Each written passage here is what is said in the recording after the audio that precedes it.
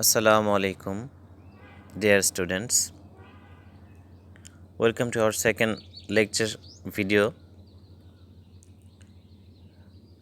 We have already discussed in our first video lecture definition of accounting, father of accounting, brief history of accounting, double entry system, difference between bookkeeping and accounting, users of accounting data, the building block of accounting, that is ethics, what is financial statements, what are they, what is GAAP, and the basic 5 principles of accounting: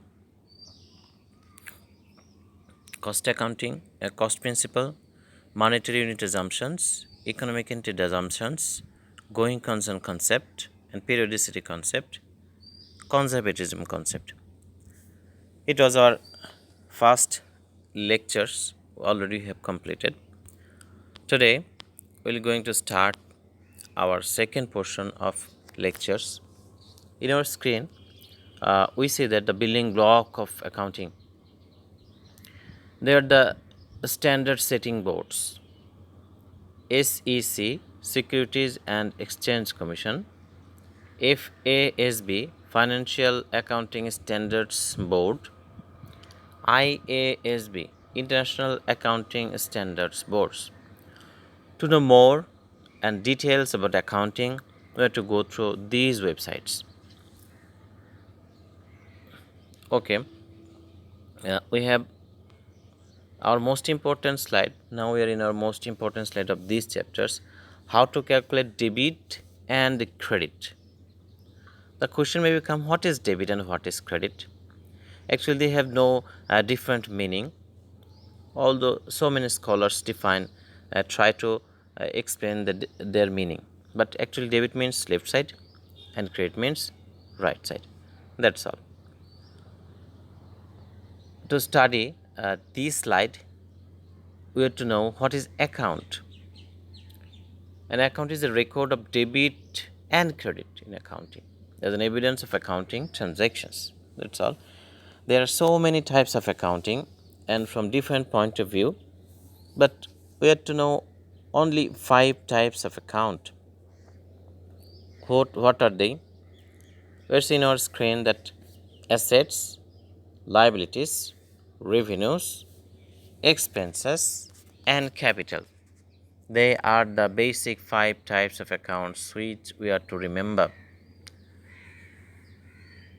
We have to memorize these formula of calculating debit and credit.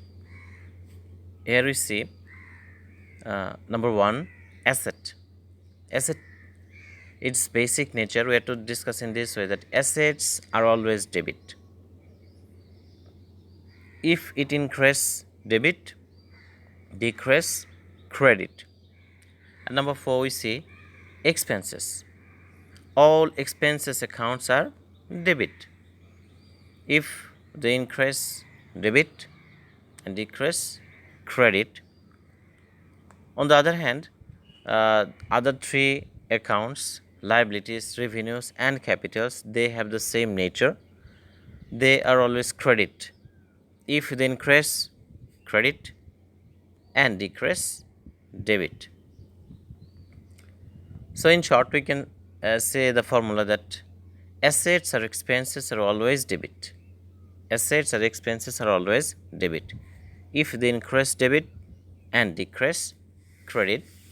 On the other hand, liabilities, revenue, and capital, their basic nature is they are always credit. So if they increase credit and decrease debit, it is the shortest formula of calculating debit and credit. We have to look a difference between asset and expenses. What is the difference between asset and expenses? In a common sense, we see that they seems to be similar because we have to expend for both items. But in accounting terms, there are few differences between assets and expenses. Asset means expenditure in a large amount. Asset means purchase something for use and not for resale, and that use more than 1 year. More than 1 year. Say, for example, furniture, machinery, building, etc. We purchase these items only for use and for business purpose and not for sale. And these assets is used more than 1 year and they have depreciation. On the other hand, expenses means comparatively low cost and we have to consume within 1 year. Say, for example, salary, rent, utility bill, etc. Because we have to expend these expenditures within 1 year. In our class, we have discussed that asset means used for long term and expenses is only for short term within 1 year. Asset has depreciation, expenses has no depreciation.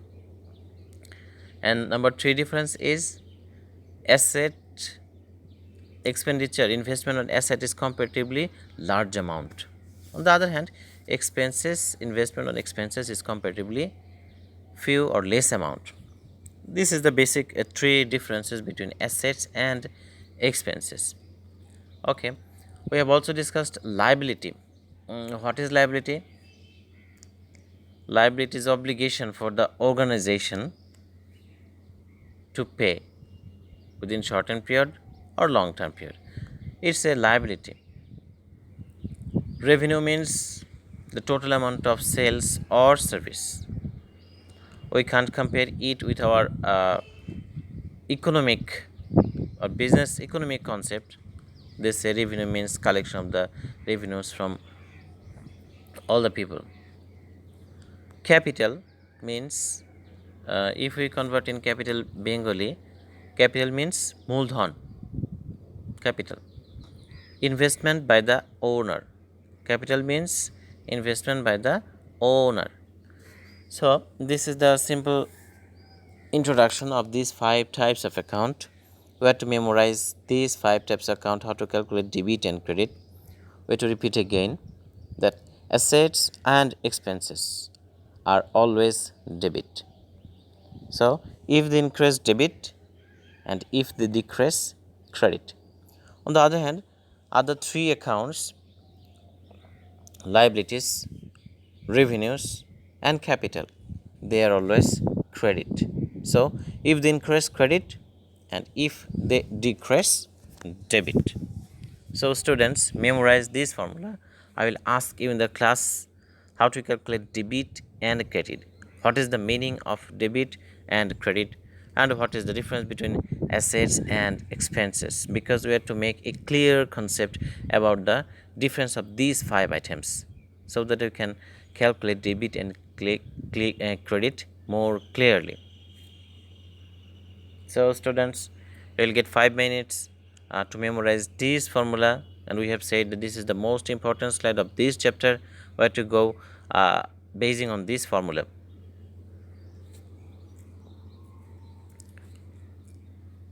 I am repeating again, assets and expenses accounts are always debit. If they increase debit, decrease credit. On the other hand, liabilities, revenue and capital, they are always credit. If they increase credit, decrease debit. That is to say, the nature of that accounts, if increase, it remains the same. That is, if a account is debit, so it increase debit and decrease credit. And if an account's nature is credit, and if increase credit and decrease debit. This is the formula. Now go to our next topics of this chapter. The basic accounting equation.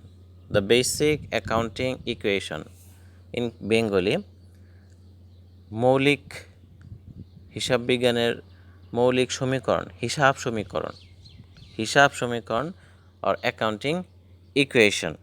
হিসাব সমীকরণ, what is it? In a screen we see that asset equals liabilities plus owner's equity. So this is the basic formula of accounting equation. We can add with this formula that in accounting concept it is saying that total asset must be equal to total liability. That is to say TA equals TL. I am repeating again the basic concept equation here saying that total asset must be equal to total liability. মোট সম্পদ অবশ্যই মোট দায়ের সমান হবে। Total liability is divided into two portions. Total liability is divided into two parts. Number one, internal liability, and number two, external liability. তাহলে মোট দায়কে আবার দুই ভাগ ভাগ করতে পারি, অন্তর্বর্তীন দায় এবং বহির্দায়। Internal liability is known as owner's equity, মালিকানার দাবি. On the other hand, external liability means liability.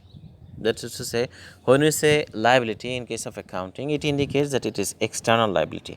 And when we say capital, it means internal liability, the claim of owner. অর্থাৎ ব্যবসায় করার জন্য মালিক যে টাকা নিয়ে আসে তার নাম হচ্ছে মূলধন বা ক্যাপিটাল বা ওনার সিকিউরিটি। আর যদি ব্যাংক থেকে লোন নেয় বা অন্য কারো কাছ থেকে লোন নিয়ে আসে তাহলে সেটা হচ্ছে liability or external liability. So accounting equation clearly indicates that total asset must be equal to total liability, and total liability is divided into two categories or two parts: internal liability and external liability. And if we arrange our basic account equation, we can say easily that asset is equal to liabilities plus owner's equity. This is another short form of accounting equation.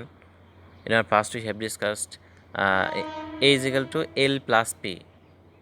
L means liability, P means proprietorship. P. It is an old concept. In our screen see that what is asset. Asset means resources a business owns, provide future service or benefits, for example cash, supplies, equipment, etc. We have already give a short definition of asset. Next, what is liability? Liability means claims against asset. এই যে সম্পত্তি কিনলাম তার দাবি, কে টাকা দিচ্ছে তার দাবিটাই হচ্ছে দায়। মালিক টাকা দিলে এটা মালিকের দাবি, ব্যাংক টাকা দিলে এটা ব্যাংকের দাবি। ক্রেডিটর্স কি করে? Partly to whom money is owned, for example accounts payable, notes payable, etc. Owner's equity কি? What is owner's equity? Owner's claim on total asset. সম্পত্তির উপর মালিকের মোট দায় কি বলে? Owner's equity. In our short form we can say that it is capital. Capital বা মূলধন বা owner's equity. Referred to as residual equity. For example capital drawing, etc.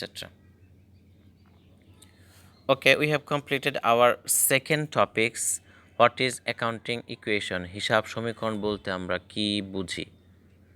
In a short we can say that accounting equation is in accounting equation total asset must be equal to total liability.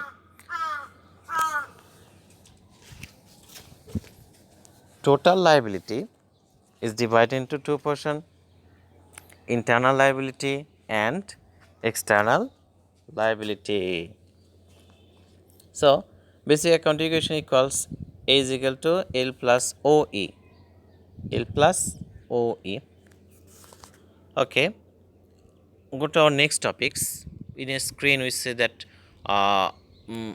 details and short details and good view of owner's equity. That is to say how to calculate owner's equity, মানে মালিকের টাকা বা মূলধন আমরা কিভাবে হিসাব করব। তার মানে মালিকের টাকা কখন বাড়ে কখন কমে। when owner's equity increase and owner's equity decrease. In our screen we see that owner's equity increase only for two items. Number one, investment by owner. মালিক যদি ব্যবসায় টাকা নিয়ে আসে তাহলে ওনার সিকিউরিটি বাড়ে। আর রেভিনিউ মানে কি, বিক্রি করলে, কোনো কিছু বিক্রি করলে বা সেবা দিলে। So we see that owner security increase only for two causes, দুটি কারণে। Number one, investment by owner, মালিক যদি ব্যবসায় টাকা খাটায় এবং পণ্য বা সেবা দিলে, মানে প্রতিষ্ঠান যদি বিক্রি করে। ঠিক তেমনি ওনার সিকিউরিটি কমে কখন, ওনার সিকিউরিটিও ঠিক তেমনি উল্টাভাবে দুটো কারণে কমে। এক হচ্ছে উইথড্র বাই ওনার, মালিক যদি টাকা কোনো কারণে তুলে নেয়, বা তুলে নেয় মানে কিন্তু সব তুলে নেয় না, যতটুকু দরকার ততটুকু তুলে নেয়। আর হচ্ছে এক্সপেন্সেস, তাহলে ব্যবসা যদি কোনো খরচ করে, কোনো কিছু কেনে, টাকা যদি চলে যায়, তাহলে সেটাকে আমরা বলবো এক্সপেন্স। তাহলে আমরা দেখছি যে ওনার সিকিউরিটি দুটি কারণে বাড়ে আর দুটি কারণে কমে। তোমাদের এটা মুখস্থ করতে হবে, to memorize this, that the two increase causes are number one, investment by the owner and revenue. And when owner security decrease, there may be question in your viva বসে, when owner security increase, owner security কখন কমে, কখন বাড়ে, and when owner security decrease, owner security কখন কমে। owner security মানে capital বা মালিকের পাওনা, একবারে সহজ হিসাব। মালিক টাকা নিয়ে আসলে টাকা বাড়বে, বাংলা কথা। আর টাকা যদি তুলে নেয় তাহলে টাকা কমবে। আর আর একটা কারণ হচ্ছে রেভিনিউ, পণ্য বিক্রি করলে বা সেল করলে তখন আমাদের ওনার সিকিউরিটি বাড়ে। আর এক্সপেন্স হলে, ব্যবসা যদি কোনো খরচ করে, তখন আমাদের কমবে। রেভিনিউর একটা সুন্দর ডেফিনেশন দিয়েছে, revenue are the results from business activities entered into for the purpose of earning income. আয় করার জন্য যে বিক্রি করি বা সেবা দিই, সেটাই হচ্ছে আমাদের রেভিনিউ। কীভাবে রেভিনিউ হতে পারে আমরা দেখছি। Common sources of revenue R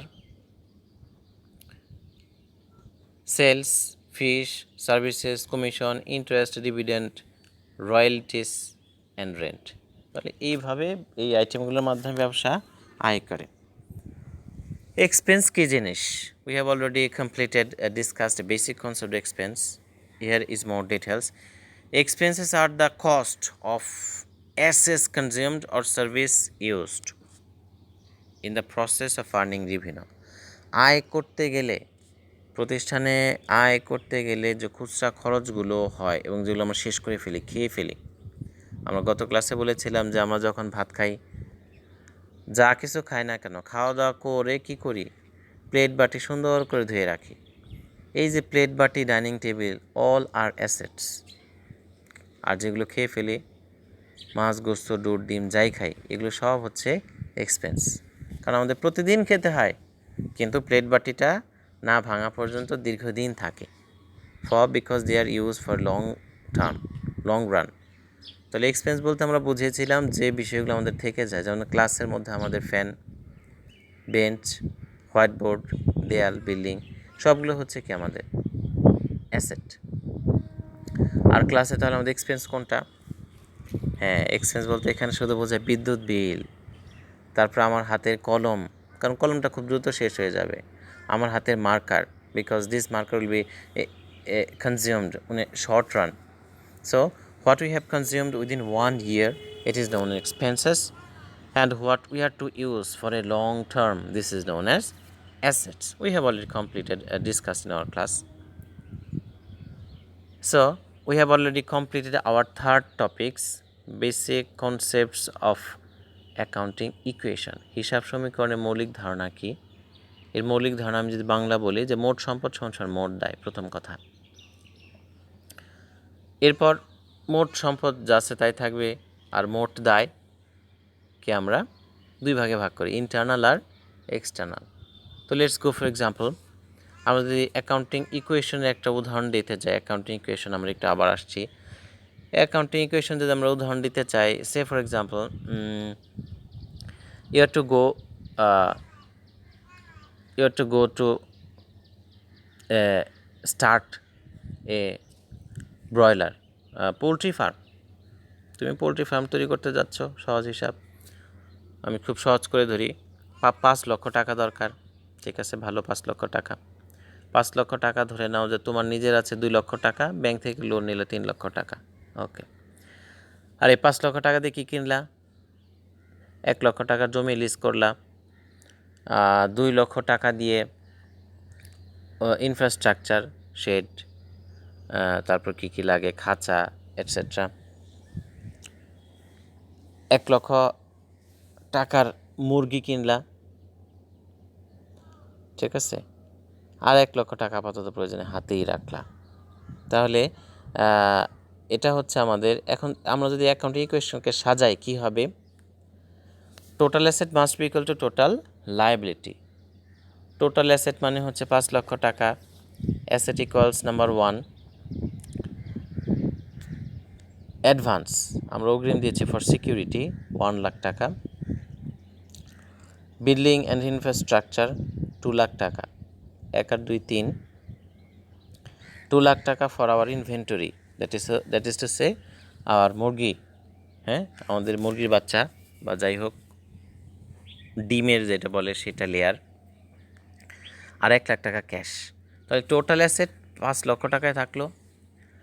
R owner security কত হবে? ক্যাপিটাল, ওনার সিকিউরিটি হবে 2 লক্ষ টাকা, কারণ মালিক নিজে যে টাকা নিয়ে আসে সেটাই হচ্ছে ক্যাপিটাল। আর ব্যাংক থেকে লোন নিচ্ছে কত? আমরা 3 লক্ষ টাকা। দিস 3 লাখ টাকা is known as liability. We have already discussed that liability means external liability and owner security means internal liability. So internal liability means capital. মালিক যে টাকা নিয়ে আসে তাকে আমরা বলবো internal liability বা capital. Okay, that's all. Now go to our next slides. Here we see that financial statements, 4 financial statements. We have already memorized this. Number 1, income statement. Number 2, owner security statement. Number 3, statement of cash flows. And number 4, balance sheet, which is most important. We go a little look of these financial statements. Now there is a MCQ in our screen. We say that net income will result during a time period when কখন net income হবে, লাভ কখন হবে? Asset expense liabilities, liability যদি সম্পত্তি বেশি হয়, asset exceeds revenue, asset যদি রেভিনিউর চেয়ে বেশি হয়, এক্সপেন্সেস এক্সিডস রেভিনিউ, আর revenue exceeds expense. So the correct answer is number D, revenue exceeds expense. তাহলে রেভিনিউ যদি, সেল যদি এক্সপেন্সের চেয়ে বেশি হয় তাহলে আমাদের লাভ হয়, তাহলে রেভিনিউ যদি এক্সপেন্সের চেয়ে বেশি হয় তাহলে আমাদের লাভ হয়, এটা আমাদের correct answer. So there may be MCQ or fill in the blank or true false in our question of midterm or final. So be ready to answer all types of questions. আমরা এখন এই 4টি financial statement সম্পর্কে খুব সংক্ষেপে জানার চেষ্টা করব, how to prepare this, what is the content of these financial statements. So please be careful, মনোযোগী হও, অন্য কোনো কথা বাদ, ভিডিওটা মনোযোগ সহকারে দেখতে হবে, মুখস্থ করতে হবে। ওকে, let's see our first financial statements, shortly known as income statement. This is the shortest income statement for your example. In our screen we see that Baron's repair shop, তার মানে ব্যারনের রিপেয়ার শপ এটা প্রতিষ্ঠানের নাম। এরপর income statement, name of the statement. এরপর দেখছি আমরা time, date, for the month in date May 31st, 2008, তাহলে যে কোনো ফাইন্যান্সিয়াল স্টেটমেন্ট তৈরি করার আগে আমাদের তিনটি বিষয় মনে রাখতে হবে। প্রথমে প্রতিষ্ঠানের নাম লিখতে হবে, first to write down the name of the organization. Second, name of the statement, আমরা কি তৈরি করছি, it is the name of the statement. Number 3 হচ্ছে ডেট, ওই ফাইন্যান্সিয়াল স্টেটমেন্ট তৈরি করার ডেট অ্যান্ড ফরম্যাট। তাহলে ডেটও কিন্তু ফরম্যাট আমরা এখানে দেখছি for the month ended May 31st, 2008, it may be any ইয়ার। তাহলে যে কোনো ফাইন্যান্সিয়াল স্টেটমেন্ট, বিশেষ করে 4টি ফাইন্যান্সিয়াল স্টেটমেন্ট তৈরি করার আগে আমাদের অবশ্যই মনে রাখতে হবে first the name of the organization, second name of the statement, and third date of the statement. Okay okay, we have already completed or discussed that types of account. There we have discussed there are 5 types of account: asset, liability, revenue, expense and capital. In income statement আয় ব্যয় বিবরণী বা লাভ লোকসান হিসাবে কেবল 2 ধরনের item আসে: revenue and expense. Revenue and expense. In our example, we see that service revenue is 5,850. তার মানে ওই প্রতিষ্ঠান, দ্য বেরন শপ, যেহেতু রিপেয়ার শপ, তার পণ্য বিক্রি করে না, তারা সেবা দেয়। তাহলে আমাদের এটাও জানলাম যে বিজনেস বলতে কিন্তু পণ্য এবং সেবা দুটোকেই বোঝায়। বিউটি পার্লার হতে পারে সেবা, সেলুন হতে পারে, সব চুল টুল কাটে রাখবে, উল্টা টাকা দিতে হবে। আচ্ছা, রেভিনিউ, তাহলে আমরা দেখছি এই রিপেয়ার শপ কী করলো, তাদের সারা মাসে, এখানে হচ্ছে মান্থ এন্ডেড মানে 1 মাস, এখানে একটা আমরা ক্লিয়ার করে ডেটের ক্ষেত্রে মান্থ এন্ডেড মানে হচ্ছে এটা 1 মাসের হিসাব, তার মানে there accounting period is only 1 month.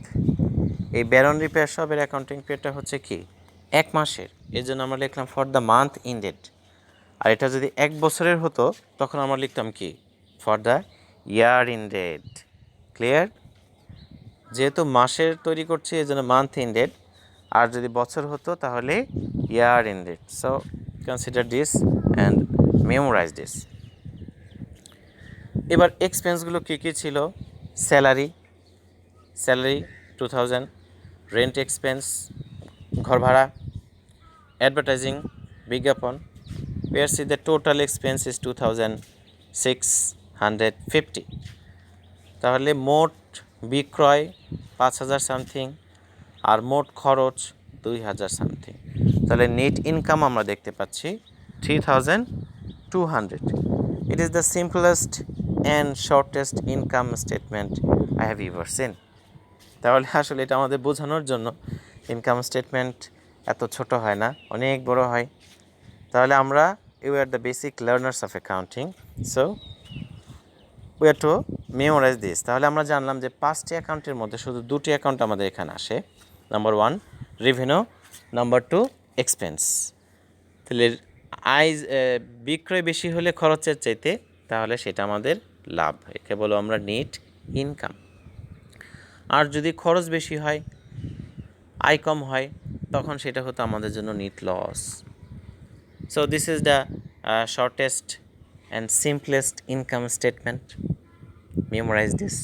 তাহলে এটা আমাদের মনে রাখতে হবে। আমি আবার রিপিট করছি, when you have to prepare any financial statements, you have to remember that first you have to write down the name of the organizations at the top of the statement.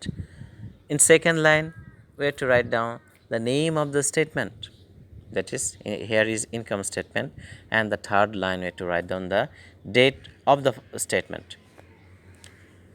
এটা আরও বিভিন্ন format হয়, আমরা শিখেছি ডানে বামে তৈরি করা যেত, কিন্তু মডার্ন ফরম্যাট ডানে বামে তৈরি না করে এটা উপর নিচে করে, ভার্টিক্যাল করে। আগের ওল্ড ফরম্যাট ছিল রাইট সাইড লেফট সাইড, কিন্তু এখন মডার্ন ফরম্যাট হচ্ছে ওটা বাদ, এখন হচ্ছে উপর নিচে, দ্যাট ইজ ভার্টিক্যাল। উপরে থাকবে আমাদের বিক্রি বা সেবাসমূহ এবং নিচে থাকবে ওই মাসে বা ওই অ্যাকাউন্টিং পিরিয়ডের খরচসমূহ। So this is the simplest explain of income statement. If you have any question, you have to ask in my Zoom class. তাহলে কার কোনো প্রশ্ন হলে অবশ্যই আমাকে প্রশ্নগুলো মনে রাখবা, আমাকে ক্লাসে জিজ্ঞেস করবা, আমি ইনশাআল্লাহ উত্তর দিয়ে দিব এবং সবাই সমাধান পেয়ে যাব। তাহলে 4টা স্টেটমেন্টের মধ্যে our number 1 statement income statement is finished. তাহলে ইনকাম স্টেটমেন্ট শেষ আশা করি। Now go to our next slide. Second portion, names owners' equity statement.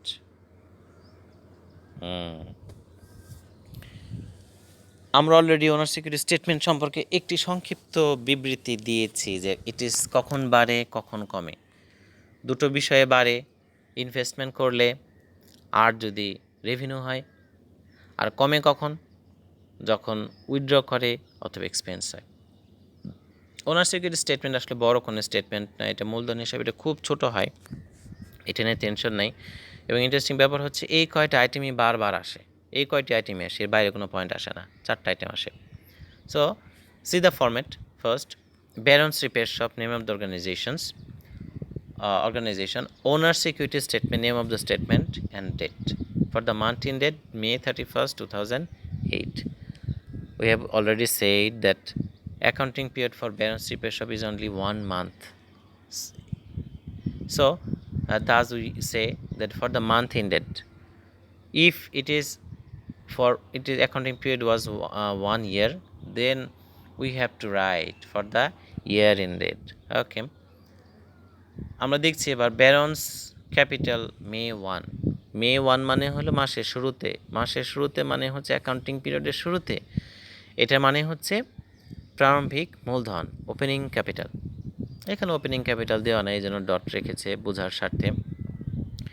Add investment, অতিরিক্ত মূলধন, এখানে আসলে ওই ইনভেস্টমেন্টকে অতিরিক্ত মূলধন দেখানো হয়েছে।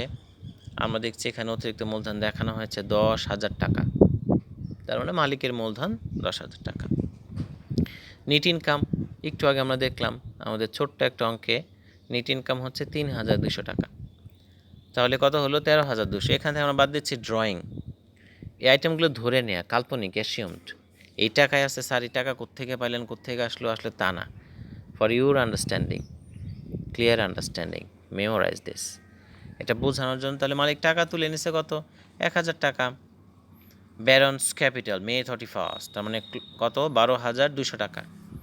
মাস শেষে, অ্যাকাউন্টিং পিরিয়ডের শেষে আমরা দেখছি সমাপনী মূলধন, ক্লোজিং ক্যাপিটাল মে 31st 12,200। আমরা একটু মনে রাখি, তাহলে আমরা দেখলাম ইনকাম স্টেটমেন্টের যে ফল, তার মানে লাভ বা লস, ইনকাম স্টেটমেন্ট থেকে লাভ বা লস যাই হয় সেটা মূলধন অ্যাকাউন্টে এসে ভ্যানিশ হয়ে যাচ্ছে।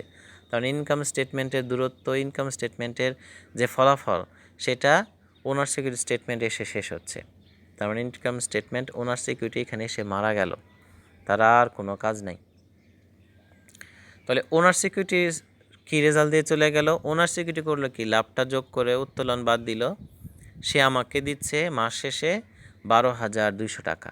আমরা একটু মনে রাখি that the closing balance of owner security statement is 12,200 টাকা। মনে রাখি, পরে কাজে দিবে। হ্যাঁ, তাহলে আমরা জানলাম, আমরা দুটো স্টেটমেন্ট শেষ করলাম খুব সংক্ষেপে, যে owner security statement means the beginning capital, add investment, add net income, less drawing, তাহলে যা পাই সেটা হচ্ছে closing capital. Sir net income না হয়ে যদি নেট লস হইতো তাহলে কী হইতো, হে নেট লস হলে বাদ যাইতো, আর নেট ইনকাম হলে যোগ হয়। তাহলে মালিকের লাভ হলে মূলধনের সাথে যোগ হবে, আর লস হলে মূলধন থেকে বাদ যাবে। ক্লিয়ার? ওকে, তারপরে কোনো প্রশ্ন থাকলে কোথায় দেখা করব আমরা? হ্যাঁ, জুমে দেখা করব, জুমে কথা বলবো।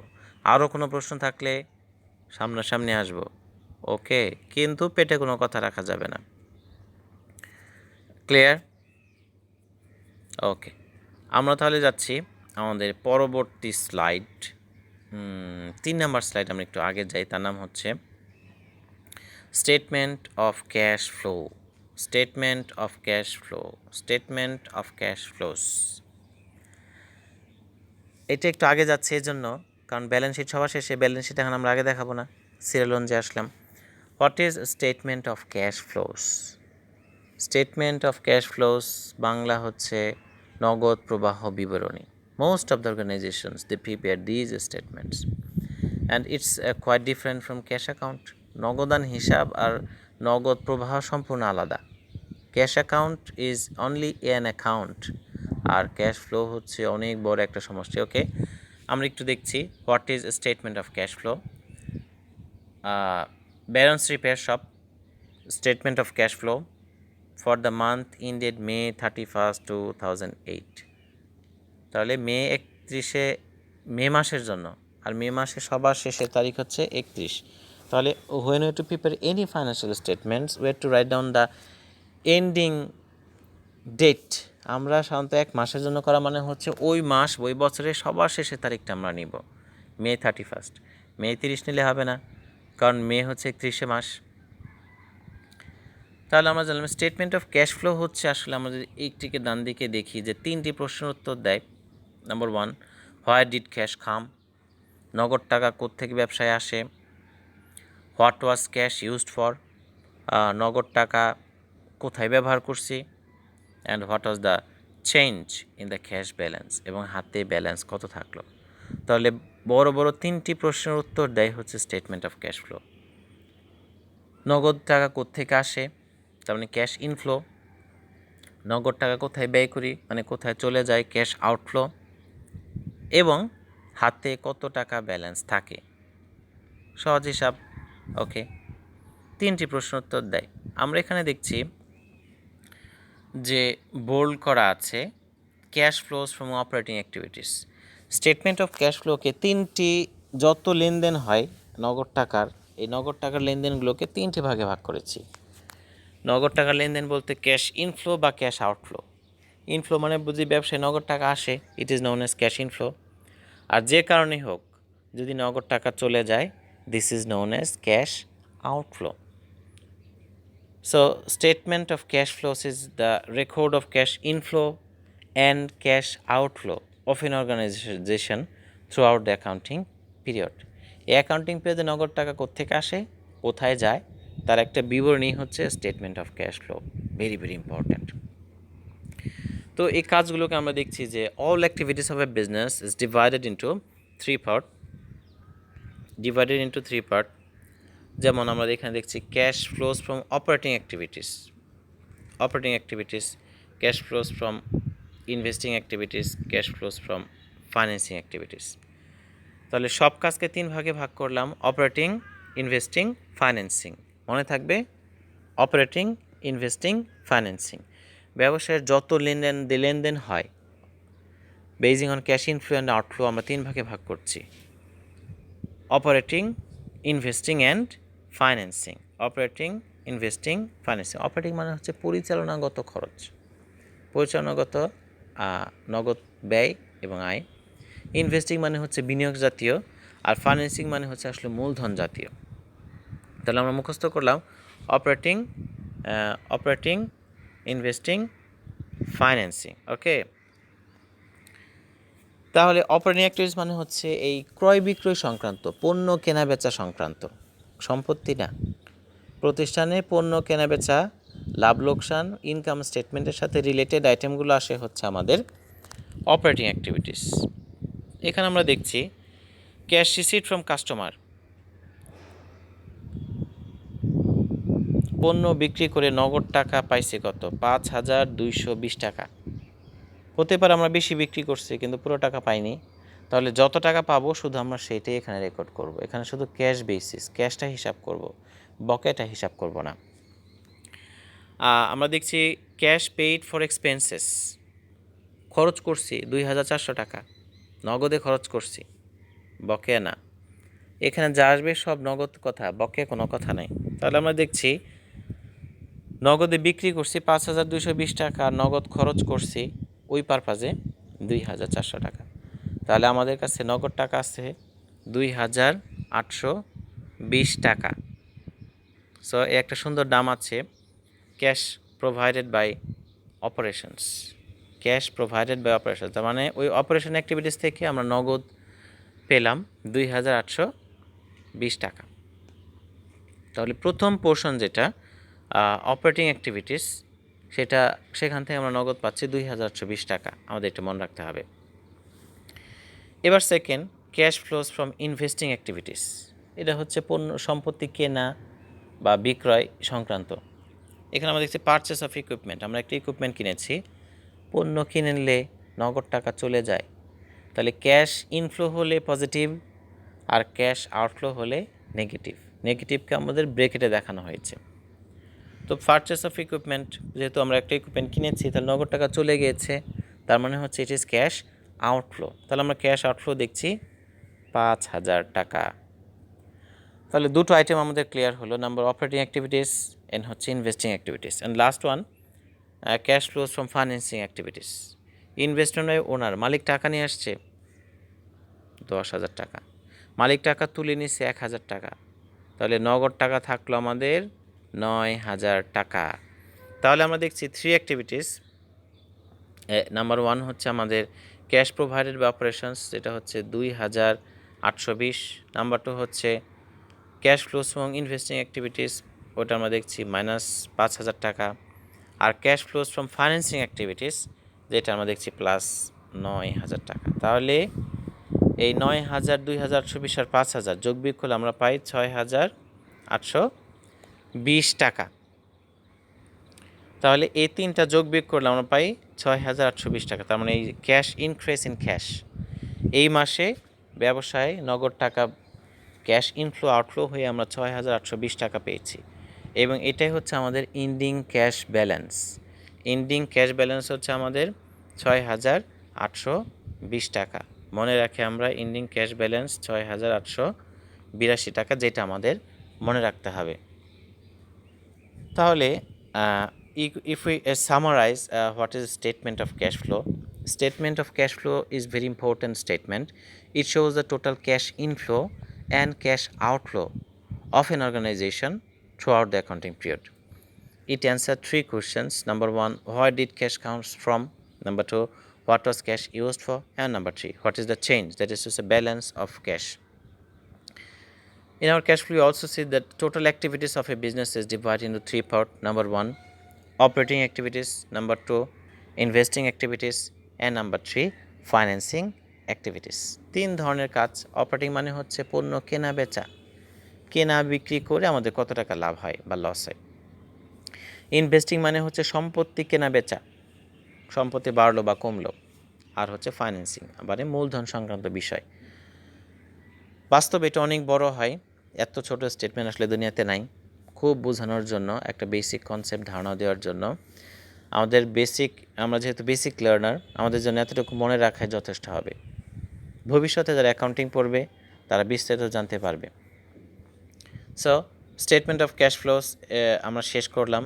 স্টেটমেন্ট অফ ক্যাশ ফ্লো আমরা ব্যালেন্স দেখছি 6,820 টাকা। আমাদের এটা একটু মনে রাখতে হবে, 6,820 টাকা আমরা এটা মনে রাখবো। আবার ঠিক তেমনি ইনকাম স্টেটমেন্ট, আমরা যখন ওনার সিকিউরিটি স্টেটমেন্ট করেছিলাম, ওনার সিকিউরিটি স্টেটমেন্টের আমাদের যে ব্যালেন্স এসেছে সেটা আমাদের মনে রাখতে হবে। ওনার সিকিউরিটি স্টেটমেন্টের আমাদের ব্যালেন্স আসছিল 12,200 টাকা। এটা মনে রাখতে হবে, কারণ এগুলো ব্যালেন্স শিটে যাবে। Okay, now go to our most important financial statements. দেখি সে কোথায় আছে। ব্যালেন্স শিট, এই যে আমরা পেয়ে গেছি ব্যালেন্স শিট। এই যে balance sheet, most important financial statement, সবচেয়ে গুরুত্বপূর্ণ ব্যালেন্স শিট। তাহলে ব্যালেন্স শিটে কী থাকে? ব্যালেন্স শিটে থাকে হচ্ছে অনলি অ্যাসেট অ্যান্ড লায়াবিলিটি। আমরা যে 5 টাইপস অফ অ্যাকাউন্ট পড়েছিলাম সেক্ষেত্রে শুরুতেই ছিল অ্যাসেট এবং লায়াবিলিটি। তাহলে যত ধরনের অ্যাসেট এবং লায়াবিলিটি আছে সবগুলো এখানে আসবে। দেখে নেই, আমাদের অ্যাসেট প্রথমে হচ্ছে ক্যাশ 6,820 টাকা। কোত্থেকে আসছে? ওই যে স্টেটমেন্ট অফ ক্যাশ ফ্লো থেকে, আমরা যেটা একটু আগে মুখস্থ করছি। স্টেটমেন্ট অফ ক্যাশ ফ্লো থেকে 6,820 টাকা, যেটা আমাদের এন্ডিং ক্যাশ, হাতে নগদ টাকা, সেটা আমাদের আসছে ব্যালেন্স শিটে। তার মানে ক্যাশ ফ্লো মারা গেল, ক্যাশ ফ্লো মারা গিয়ে তার ব্যালেন্স 6,820 টাকা রেখে গেল। সে দিয়ে গেল ব্যালেন্স শিটকে যে ভাই রাখো, আমি মরে গেলাম, তোমার কাছে টাকাটা রেখে গেলাম। হ্যাঁ, তাহলে ইনকাম স্টেটমেন্ট মারা গেছে, সে মরে গিয়ে তার ব্যালেন্স দিয়ে গেছে হচ্ছে ওনার সিকিউরিটি স্টেটমেন্টকে। আবার ওনার সিকিউরিটি স্টেটমেন্টের ব্যালেন্স দেখো এখানে আসছে, এই যে ব্যালেন্স ক্যাপিটাল 12,200। ওনার স্টেটমেন্ট মারা গিয়ে 12,200 টাকা দিয়ে গেল balance শিটকে। In the same way, statement of cash flow is also dead, also vanished, because it gives our balances to 6,820. সবাই মারা গেল, income statement, owner security statement, statement of cash flow, সবাই আমাদের ব্যালেন্স দিয়ে গেল। ক্যাশ 6,800, অ্যাকাউন্ট রিসিভেবল আনুমানিক কাল্পনিক 6,630, equipment, total asset হচ্ছে 12,450, 12,450। আবার লাইবিলিটি দেখি, accounts payable 250, owner security 12,200, total liability and equity হচ্ছে 12,450। খুব মজার ব্যাপার হচ্ছে ব্যালেন্স শিটের দুই পাশে মিলে যাবে, ব্যালেন্স শিটের দুই পাশে মিলে যাবে। ব্যালেন্স শিটে আমরা দেখছি দুই পাশে মিলে যাবে, এজন্য এই ব্যালেন্স শিটকে বলে অ্যাকাউন্টিং ইকুয়েশন, কারণ accounting equation total asset must be equal to total liability. আমরা এখানে দেখতে পাচ্ছি টোটাল অ্যাসেট 12,450, টোটাল লায়াবিলিটি 12,450, তার মানে দুই পাশে মিলে গেছে। আর দুই পাশে মিলে গেলে আমরা ধরে নিব আমাদের ফাইন্যান্সিয়াল স্টেটমেন্টগুলো আর কোথাও ভুল নাই, সব ঠিক আছে। তাহলে এই হচ্ছে আমাদের ব্যালেন্স শিট সম্পর্কে ধারণা। আরেকটু বলে নিই, ব্যালেন্স শিটে আসলে ফরম্যাটটা কি। The same way, first to write down the name of the organization, balance repair shop, এরপর হচ্ছে ব্যালেন্স শিট ওই স্টেটমেন্টের নাম, এরপরে হচ্ছে তারিখ, ডেট। আমরা একটু খেয়াল করি, আগের তিনটি ফাইন্যান্সিয়াল স্টেটমেন্টে আমাদের তারিখ ছিল for the month ended May 31, 2008, পুরো মাস জুড়ে। আর এর ক্ষেত্রে আমরা দেখছি যে না, এর ক্ষেত্রে তো তারিখটা খুব সংক্ষিপ্ত, May 31, 2008। তাহলে এক্ষেত্রে তারিখটা আমরা মনে রাখি, এখানে তারিখ বলতে শুধু একদিনের বোঝানো হয়, ব্যালেন্স শিট হচ্ছে ওই একটা দিনের স্টেটমেন্ট প্রকাশ করছে, শেষ দিনের অবশ্যই। আর বাকি তিনটে, income statement, owner security statement, statement of cash flow, তারা পুরো মাস জুড়ে দেখায়। তার মানে আমরা যদি আরেকটু ক্লিয়ার করি, ব্যালেন্স শিট হচ্ছে একটা স্ন্যাপশট, একটি ক্যামেরা স্ক্রিনে যেভাবে আমরা ছবি তুলি, ছবি তুললে যে যেমন স্টাইলে তেমনই আসছে, হাসতেছে হাসতেছেই, কাঁদতেছে কাঁদতেছেই, চোখ বন্ধ আসছে চোখ বন্ধ আসবে। আর ওরা হচ্ছে একটা ভিডিও, সারা মাস একটা ভিডিও ধরে রাখলাম, ভিডিওতে এখন যে যা করতেছে সব আসবে। তাহলে আমরা জানলাম যে ডেটের ক্ষেত্রে একটু পার্থক্য আছে চারটার মধ্যে ব্যালেন্স শিটের সাথে। Income statement, owner security statement আর স্টেটমেন্ট অফ ক্যাশ ফ্লো, তাদের ডেটটা হচ্ছে for the month ended May 31, 2008, আর ব্যালেন্স শিটের ক্ষেত্রে হচ্ছে May 31, 2008। This is the basic differences of the date in balance sheet and the other financial statements. We can say that the balance sheet is only prepared for only one day or at any time. Balance sheet যে কোনো সময় তৈরি করা যাবে, কিন্তু income statement, owner security statement, statement cash flow পুরো accounting period জুড়ে তৈরি করতে হয়। So, dear students, we have already completed our second portion of our lecture, video lectures, and of this chapter. So, take a review. আমরা একটু দেখি যে which of the following financial, একটা MCQ, which of the following financial statements is prepared as of a specific date. হ্যাঁ, specific date মানে একটি নির্দিষ্ট তারিখে কোনটি তৈরি করা হয়। আমরা দেখছি balance sheet, income statement, owner security statement, statement of cash flow. সুতরাং কী হবে একটা নির্দিষ্ট দিনের জন্য? এ, ব্যালেন্স শিট। কী হবে? Balance sheet. তার মানে আমরা বললাম যে ব্যালেন্স শিট একটি নির্দিষ্ট সময়ের জন্য করা হয়, আর বাকি তিনটি ইনকাম স্টেটমেন্ট এক দিনের জন্য তৈরি করা হয় না, পুরো মাস জুড়ে, পুরো বছর জুড়ে অ্যাকাউন্টিং পিরিয়ডের জন্য তৈরি করা হয়। So balance sheet is a snapshot আর ইমেজ, অর্থাৎ একটা ছবি তুললাম, আর বাকি তিনটি স্টেটমেন্ট হচ্ছে ভিডিও, এক পুরো ভিডিও তৈরি করা। So this is the end of our lecture, video lecture 2. I think this video will be helpful for the students of basic learners, especially for Bangladesh students. If you have any question, you can also write down in your comment. I will upload this in our website, in our YouTube. তো প্রিয় ছাত্রছাত্রীরা, তোমরা অবশ্যই এগুলো ভিডিওটা মনোযোগ দিয়ে শুনবে। কারো কোনো প্রশ্ন থাকলে ক্লাসে আমাকে জিজ্ঞেস করবে। আমরা উত্তর দেওয়ার চেষ্টা করব। আর অ্যাকাউন্টিং শুধু আমাদের জন্য দরকার নয়, আমাদের পরবর্তী প্রজন্মের জন্য দরকার। তো ওকে, থ্যাংক ইউ ডিয়ার স্টুডেন্টস। আজকে আর নয়, ভালো থাকো সবাই। আসসালামু আলাইকুম রহমতুল্লাহ।